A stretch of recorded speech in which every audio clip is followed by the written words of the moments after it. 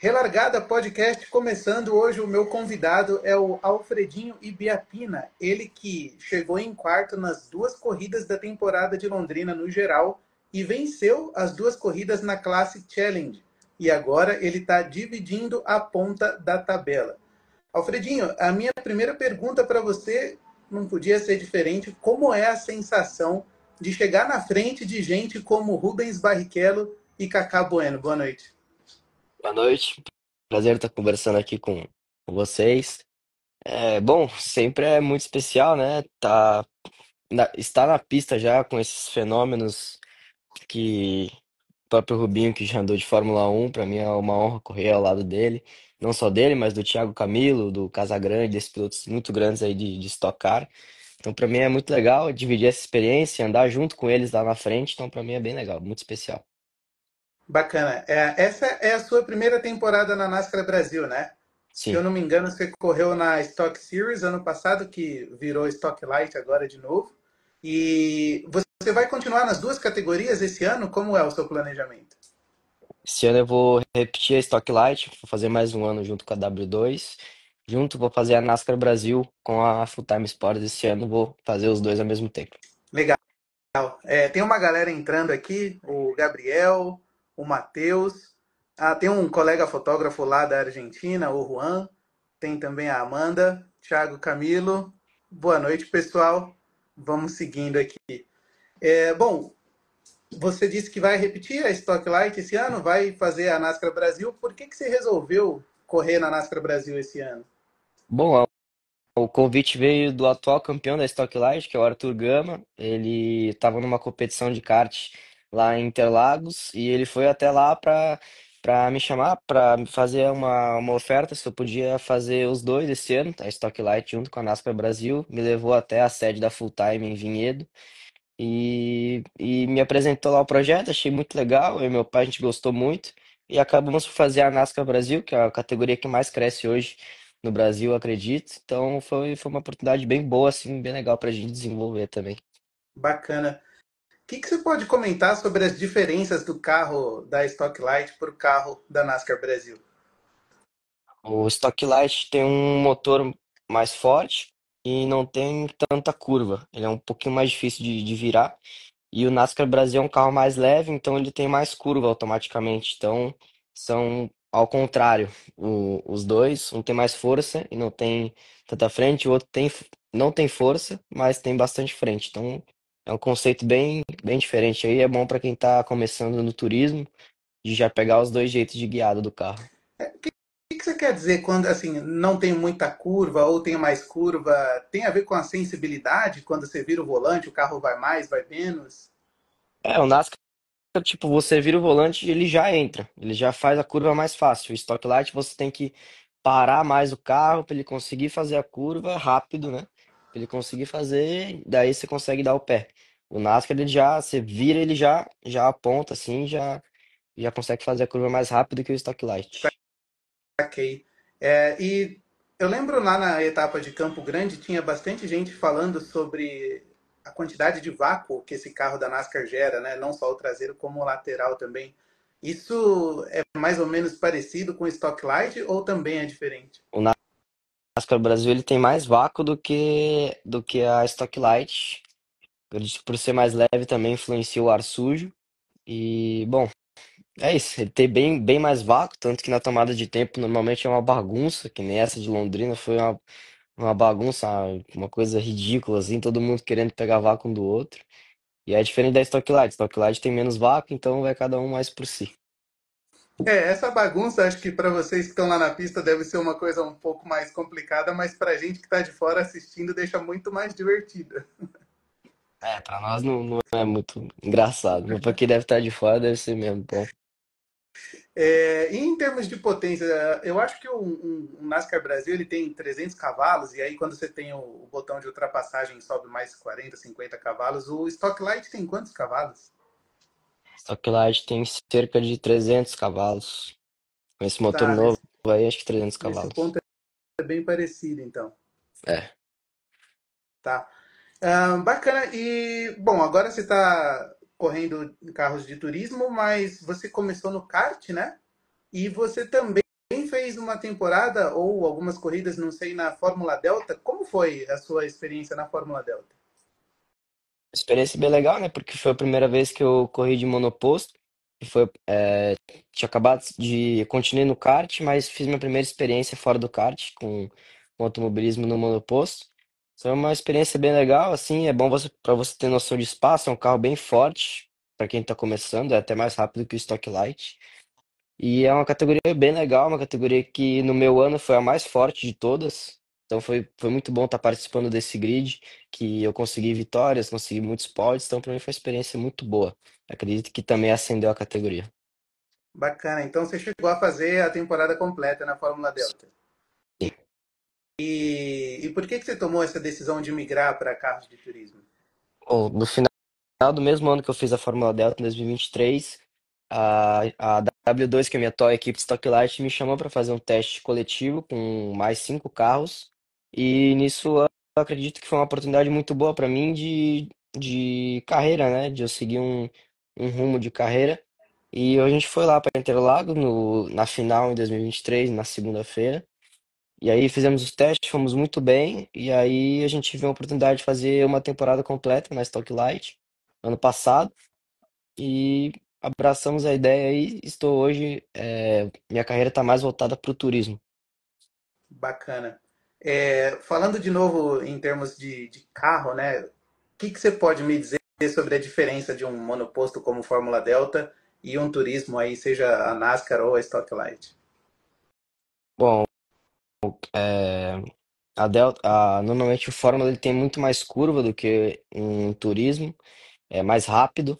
E o Stock Light, o turismo em si, eu acho que é mais de cabeça, mais você ter a guiada mais redonda, assim, porque acho que o turismo é bem mais difícil que o Fórmula.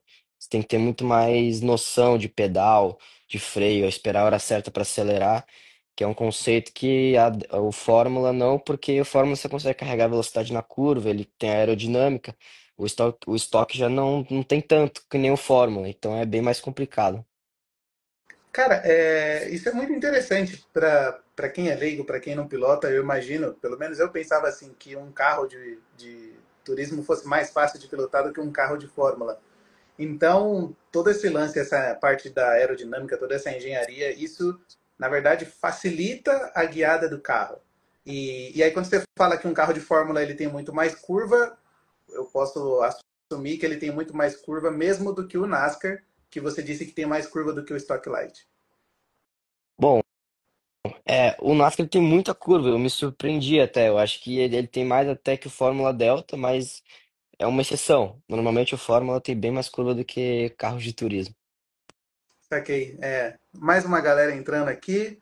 O Gerard Hummel falou que você pilota muito. Aliás, tem uma galera comentando lá na postagem que eu fiz que você está pilotando muito, e de fato você está mesmo.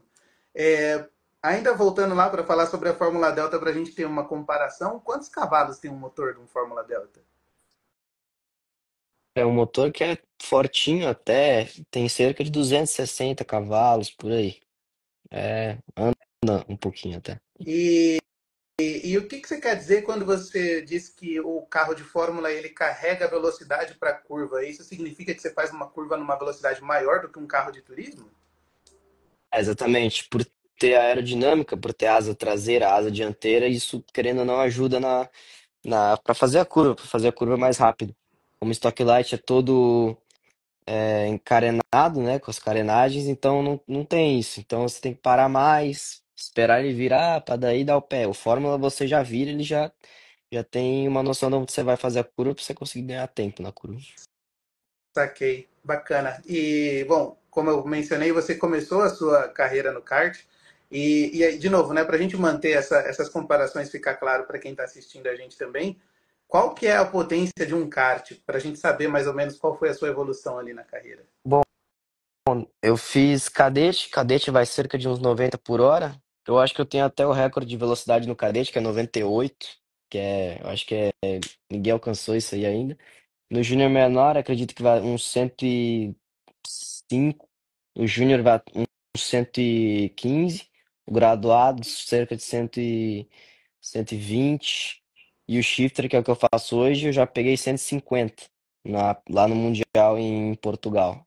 Então o shifter tem cerca de 40, 50 cavalos, então é outro nível no mundo do kartismo.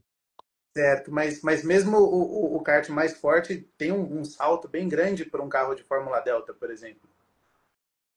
O shifter é uma boa preparação, porque eu comecei o shifter justamente por causa da Fórmula Delta na questão da marcha, porque eu nunca tinha trocado uma marcha sequencial na minha vida até então. Então, o shifter me ajudou muito na questão de trocar marcha na Fórmula Delta, tanto que eu evolui bem mais na Fórmula Delta depois que eu comecei a fazer shifter. E hoje eu faço shifter até hoje, então é a categoria que eu exerço no kart é o shifter, que é a categoria mais competitiva, então querendo ou não ajuda, não só ajuda no turismo também, né? Saquei. Falando um pouco, você disse que um Delta, um Fórmula tem muito mais aerodinâmica do que um turismo. No entanto, um Fórmula é mais fácil de guiar do que um turismo. Como que você encaixa o kart nessa comparação aí? Ele é mais fácil de guiar, ele é mais difícil, ele tem mais curva, tem menos curva? Então, o shifter ele é o veículo que mais se aproxima de um Fórmula 1 em questão de sentimento, porque é muito rápido. São 6 marchas no cartódromo pequeno, então tudo é muito rápido. Então ele te ajuda a ter uma noção de reflexo, de rápido, a rapidez. Então se você sabe andar no shifter, fica tudo. Quando você pula o muro para o autódromo, fica automaticamente mais fácil. Então acredito que me ajudou muito. Não tem questão de facilidade, porque todas as categorias são muito competitivas, mas o shifter ajuda muito no automobilismo fora do kart. Saquei. E você também mencionou a marcha sequencial. Você consegue explicar mais ou menos o que é isso? Bom, o câmbio sequencial são 6 marchas, na minha época que eu fiz, e para frente ele reduz e para trás ele aumenta a marcha.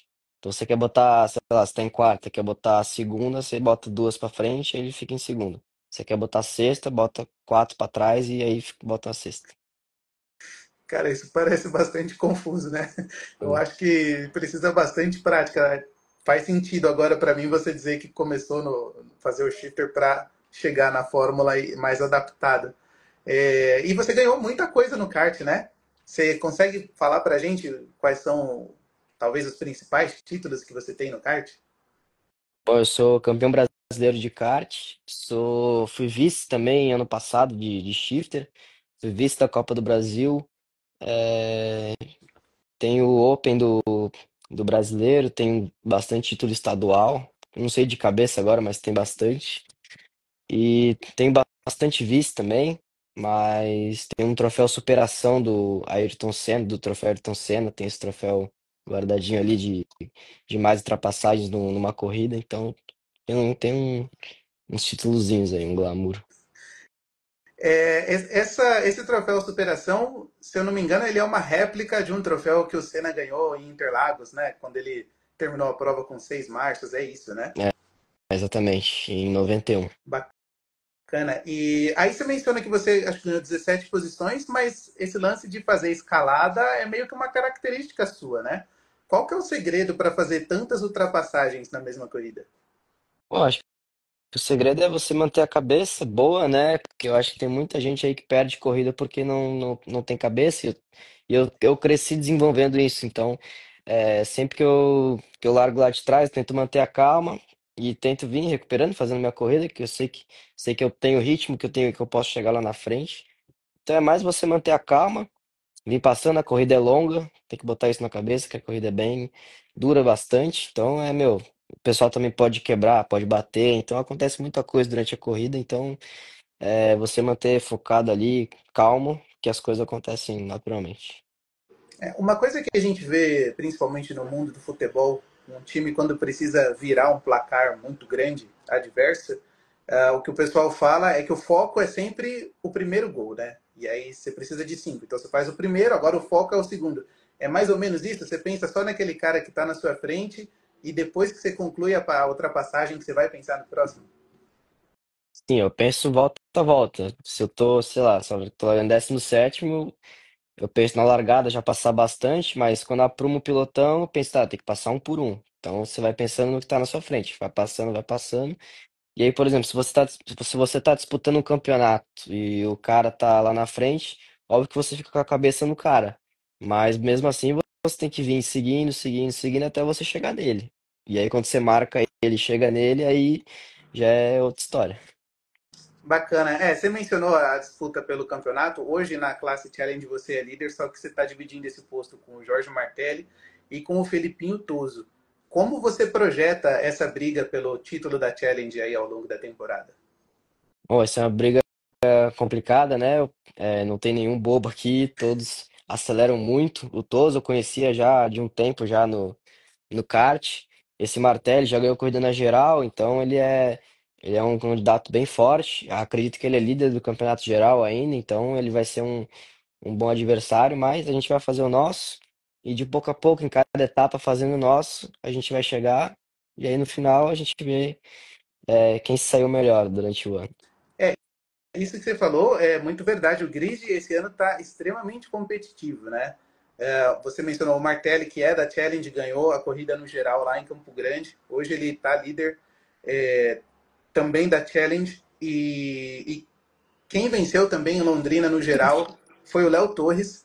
E então, quer dizer, o Casagrande foi campeão ano passado, o Vitor Gens foi campeão ano passado.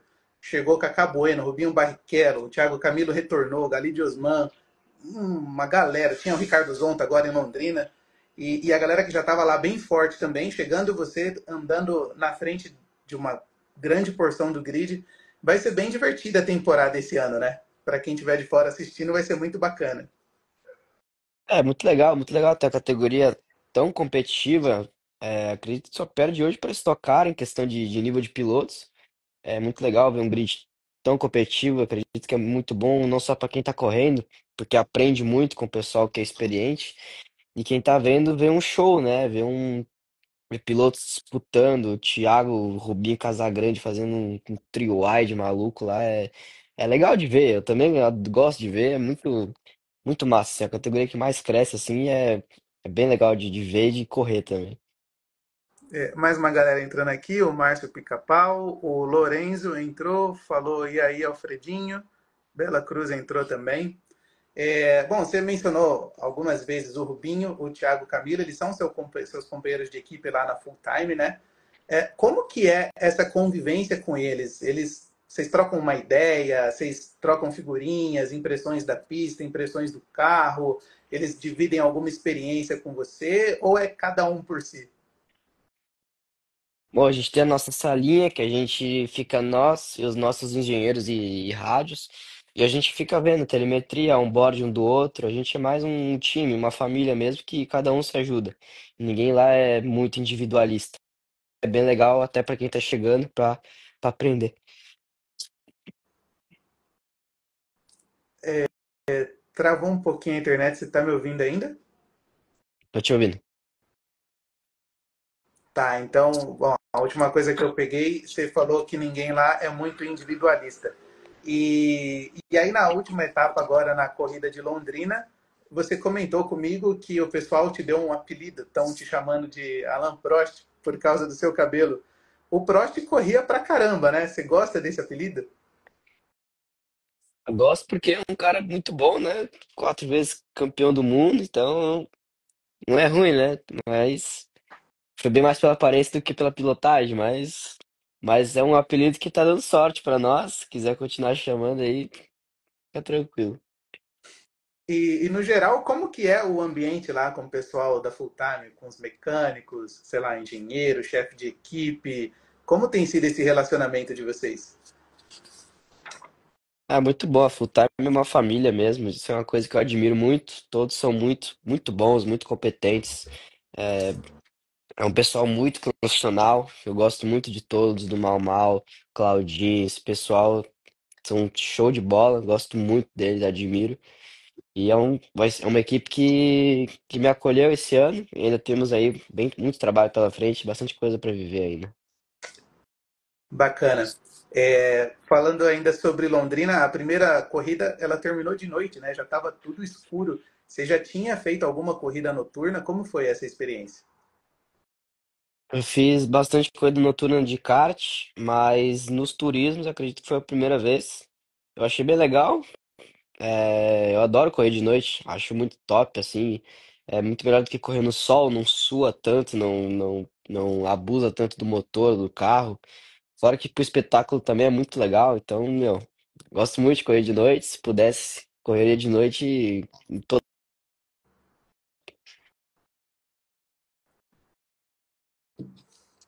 Você falou é muito bom para o espetáculo. Outra coisa que é muito bacana para o espetáculo são as disputas cada vez mais acirradas que a gente tem visto. Na primeira prova, lá em Londrina, houve 6 punições, né? 6 pessoas diferentes tomaram punições. O Martelli tomou uma punição durante o classificatório. O que você acha que gera isso? A galera está muito agressiva ou o pessoal ainda está pegando a mão do carro? Desculpa, não escutei. Então, falando lá da etapa de Londrina, você comentou que de noite é bom para o espetáculo. E o que Sim. também é bom para o espetáculo, para quem está do lado de fora, é essa disputa acirrada entre os pilotos. Na primeira corrida lá em Londrina, houve 6 punições. E o Martelli pegou uma punição no classificatório. O que você acha que gera isso? O pessoal está agressivo demais? O pessoal está ainda pegando a mão do carro?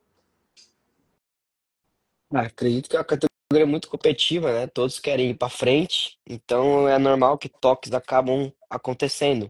Então, por ser muito competitivo, às vezes acontece isso na Stock Car, acontece muitos toques e é cada um querendo sua posição. Tanto no classificatório, todo mundo quer pegar vácuo um do outro, aí chega aquilo lá e acontece aquilo tudo. Então, é uma coisa que faz parte do automobilismo em si, né? Não só da NASCAR, mas querendo ou não faz parte. Você acha que nesse ponto a gente pode esperar alguma coisa diferente na Stock Light ou de repente pode acontecer algo parecido? Eu espero que não, né? Espero que seja mais equilibrado, que não tenha tantos toques. É, nunca é legal você abandonar a corrida, né? Então, seguir pontuando, ainda mais para quem está disputando o campeonato, é você seguir pontuando. Bacana. Voltando um pouco para o seu início de carreira, você, bom, hoje você ainda é o mais jovem na NASCAR Brasil, mas você já tem uma carreira bastante extensa, né? Você já tem experiência em 2 categorias de Fórmula, ali, desculpa, 2 categorias de turismo, uma de Fórmula, ganhou muita coisa no kart. Com quantos anos você começou no kart? Comecei com 9 anos. E por que você começou assim? Qual foi o estalo que te deu para você começar no automobilismo? Eu assistia muito filme do McQueen da Disney, e ele sempre foi uma inspiração para mim. Aí eu cheguei no meu pai e falei, pai, eu quero ser que nem o McQueen, quero ser um piloto de corrida. Aí ele chegou e falou, meu, tu não tem idade, tu tem que começar pelo kart. Perguntei pra ele, o que que é isso? Foi lá em Curitiba, me mostrou um kartódromo, a gente pegou um kartzinho alugado. Aí a gente pegou um macacão, capacete emprestado de um piloto lá, deu umas 10 voltas assim, e me encantei, né? Meus olhinhos brilharam, e aí assim comecei. Falei, pai, eu quero vir sempre agora, todo dia. Aí comecei, a gente começou, peguei um, comecei a alugar os karts, aí eu comecei a ter o meu próprio um ano depois que eu comecei, em 2017. E aí começamos a disputar os campeonatos nacionais, e aí, meu, não paramos mais, estamos aqui até hoje disputando. Bacana, é interessante você mencionar esse filme. O Pedro Cardoso, o atual campeão do TCR South America, ele usa o número 43 e a cor azul por causa do personagem do filme Carros. Dá para ver que realmente marcou uma galera esses filmes. É bem legal mesmo, é muito bacana. Tem algum outro filme de automobilismo que você gosta? Aí eu curto a série do Fórmula 1 na Netflix, assisti o Ford versus Ferrari, que é bem legal. Eu não sou de assistir tanto filme, mas esse foi o que eu assisti que mais me marcaram. O do McQueen eu assisti minha vida inteira, eu assisto até hoje esse filme de tão bom que é. Sim, esse Ford versus Ferrari eu gosto bastante também. Tem outros dois que valem muito a pena quando você tiver um tempo, cara. É o Rush, que conta a história do Nick Sim. Lauda, né? E o da Ferrari, o próprio filme Ferrari também é muito bacana. Mas voltando aqui para sua carreira, quais são as suas maiores referências no automobilismo hoje? Sei lá, dois ou três pilotos que você olha e fala, putz, eu quero ser que nem esses caras. Bom, eu sempre fui muito fã do Hamilton, mas uma pessoa que eu tô admirando muito é o Verstappen. Ultimamente, assim, ele tem se demonstrado um piloto muito diferente, muito fora da curva, então eu aprendi a gostar muito dele. E ele, pô, ele tá sendo uma inspiração para mim gigante. Me inspiro muito nele no trabalho que ele faz. E gosto muito do Piastri, o Piastri que já ganhou Fórmula 4, Fórmula 3, Fórmula 2 seguidas e hoje tá vice-líder da Fórmula 1. Então assim, o cara é um fenômeno também. Eu acompanho ele desde que ele entrou na Fórmula 1, na Fórmula 2. E, e o Hamilton também, o Hamilton é um cara que eu cresci assistindo na época do auge dele, lá em 2018 até 2021, 2015 também assistia muito ele. Então, esses três aí são três pilotos que eu acompanho que são diferentes, assim, que eu me espelho bastante. É bacana. Uma das coisas que eu ia te perguntar é quem que você acha mais forte entre o Norris e o Piastri? Pelo jeito deve ser o Piastri, né? Eu acho que o Norris está mais preparado, mas eu queria muito que o Piastri ganhasse. O Piastri, assim, é porque pelo Norris ser o primeiro piloto, né? Talvez às vezes ele acaba tendo prioridade na McLaren. Mas acredito que o Piastri tinha que dar uma vez para ele, porque o bicho acelera muito. Então, eu tô torcendo muito para ele ganhar esse campeonato mundial. Acredito que o Verstappen não vai ter tanta chance esse ano. O carro tá bem abaixo, mas eu torço muito pro Piastri para ele ser competitivo e ganhar esse ano. E o Piastri é gelado, né? Não importa o que está acontecendo, ele está com a mesma cara sempre. Ah, ele é um piloto focado, né? Concentrado, é assim mesmo. E o que você está achando do Hamilton na Ferrari até agora? Ele teve uma pole, uma vitória, né, na sprint, mas acredito que ainda está se acostumando com o carro. Acho que a Ferrari ainda está meio desorganizada, porque tem a dupla mais forte do grid, mas ainda não conseguiu desempenhar o carro. Então, eles não conseguiram começar o ano como terminaram. Então é uma coisa que estão desenvolvendo. O Hamilton também está se acostumando com o carro, mas acredito que no final do ano ele é capaz de ascender ali para Monza, para Bélgica, que eles são bem fortes. Acredito que eles ainda vão se achar no campeonato ainda. Bacana. E o Bortoleto? Tá sofrendo lá na Sauber, né? É complicada a situação dele, porque ele é um piloto que pilota muito, mas infelizmente não tem um carro ideal. Vai ser uma temporada para ele vencer o companheiro de equipe dele, que é o Hülkenberg, que também é um piloto muito bom. E vai ser um trabalho complicado esse ano. Quem sabe, talvez mais para frente surjam oportunidades para ele. Mas por enquanto é seguir e bater o companheiro de equipe dele, tentar pontuar. Quem sabe no final do ano eles pegarem essa meta de pontuar. Vai ser um ano complicado, mas faz parte aí do aprendizado da entrada dele na Fórmula 1. É, é interessante você falar que o Huckenberg é bom, porque eu também acho que ele sempre desempenhou um bom papel, ele sempre pontuou nas equipes onde ele passou. Ele é meio motivo de chacota assim na internet, né? Porque nunca ganhou uma corrida há tantos anos na Fórmula 1, mas é osso duro de roer pro Bortoleto, né? E como você falou, o Bortoleto é um baita de um piloto, assim como o Piastri, ele ganhou Fórmula 3, Fórmula 2 na sequência, né? Uhum. Mas acho que as esperanças mesmo é para o regulamento de 26 e a entrada da Audi, né? A Audi acho que pode fazer uma reviravolta assim para ajudar no projeto. Acredito que ele entrou na equipe também pensando em 2026. Muitas equipes vão mudar em 2026, talvez uma equipe que a gente nem imaginasse que fosse andar na frente, talvez ande em 2026, porque vai mudar tudo. E, meu, tô torcendo muito pra Audi mudar esse carro aí, essa carroça aí, pra subir o nosso menino lá pra frente. Para a gente encerrar esse bloco de Fórmula 1, na sua opinião, quais são os três melhores pilotos de Fórmula 1 de todos os tempos? Não vale falar do Prost. É. Não, eu não ia citar ele não, mas eu acho que é. Acho não, é o Schumacher. Pra mim, ele é o primeiro. Schumacher, Hamilton e o Senna. O Senna também não tem como deixar de fora, apesar de ter bem menos título mundial que os outros, que os dois, mas ele era bem diferente assim, tem como deixar ele de fora. Sim, certeza. Falando agora um pouco de alguns assuntos um pouco à parte do automobilismo, o que você gosta de fazer no seu tempo livre?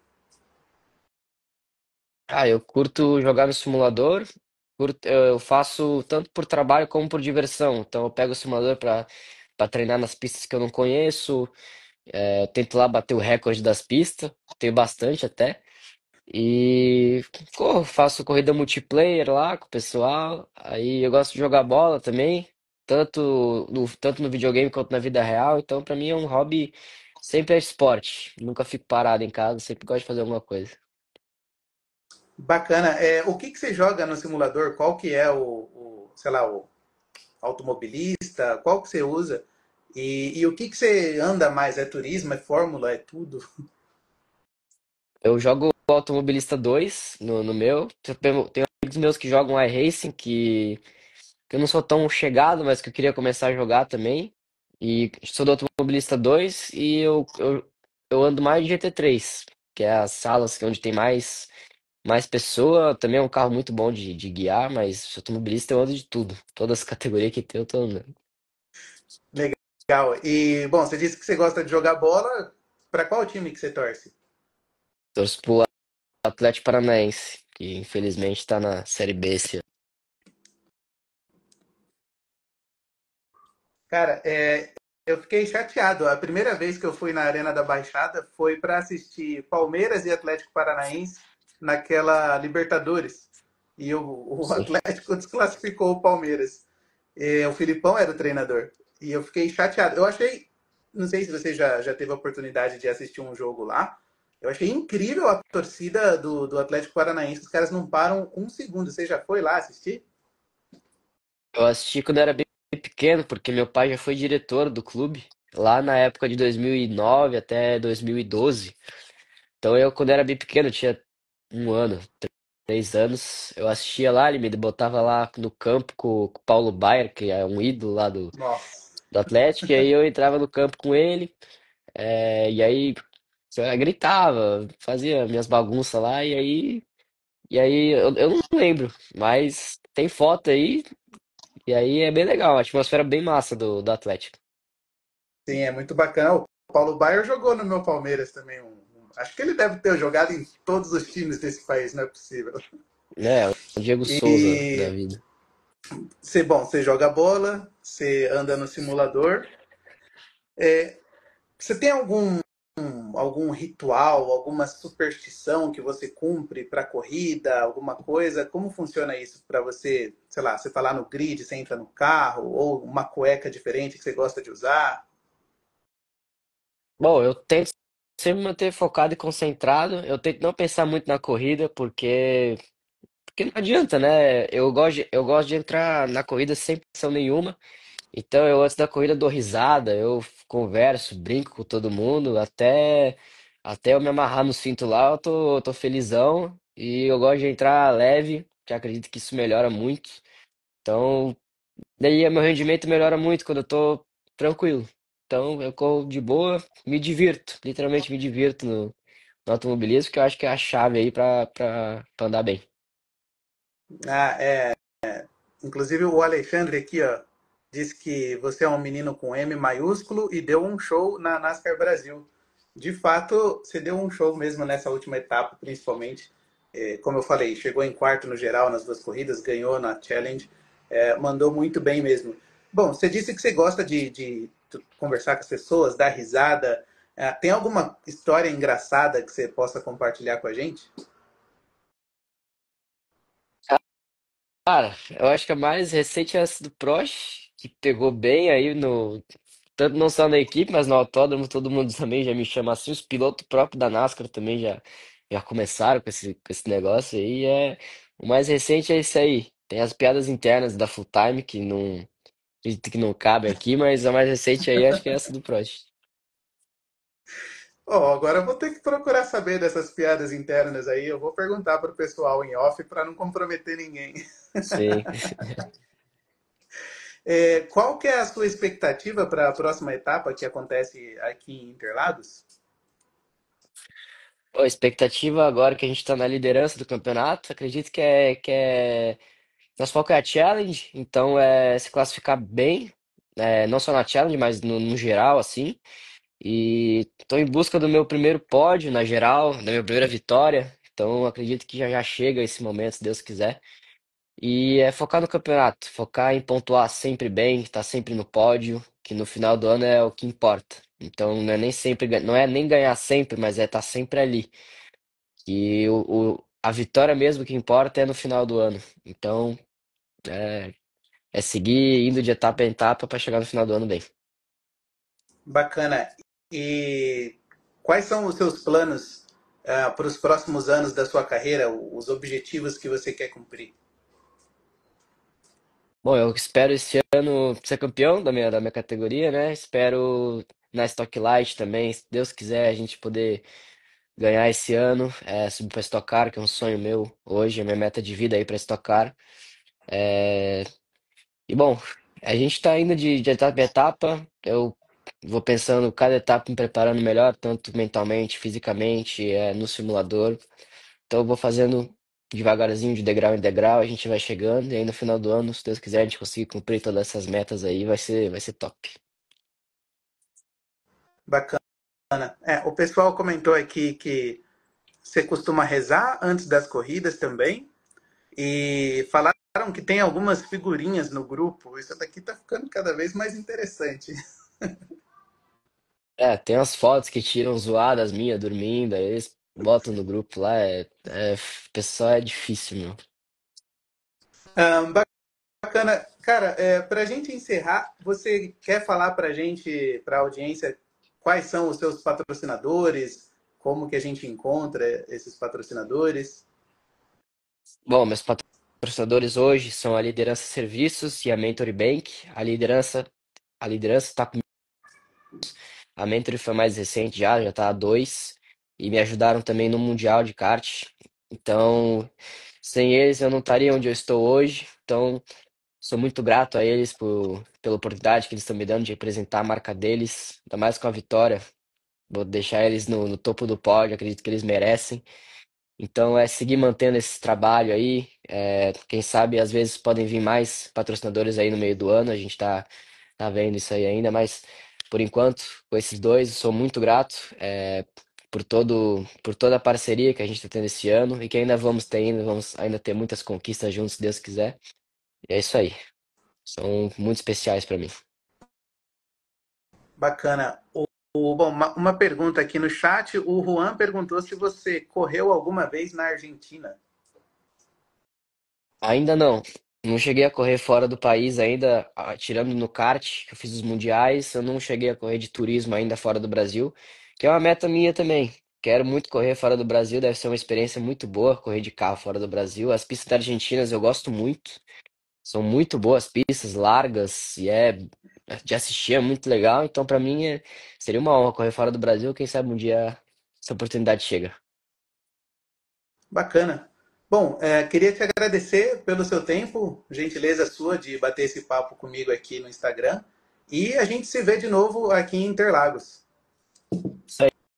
Eu que agradeço aí o convite. Se der, a gente pode fazer outra vez aí, sem problema nenhum. Muito grato aí pelo reconhecimento. Interlagos está aí já e vamos lá. Vai ter a Stock Light lá também, a NASCAR Brasil vai ser lá também, então vou treinar bastante lá em Interlagos. Espero ver todo mundo lá. Seja, que sejam finais de semana bem especiais aqui para nós. Beleza. Até mais. Fechou? Tchau, tchau. Obrigado para quem acompanhou. Valeu.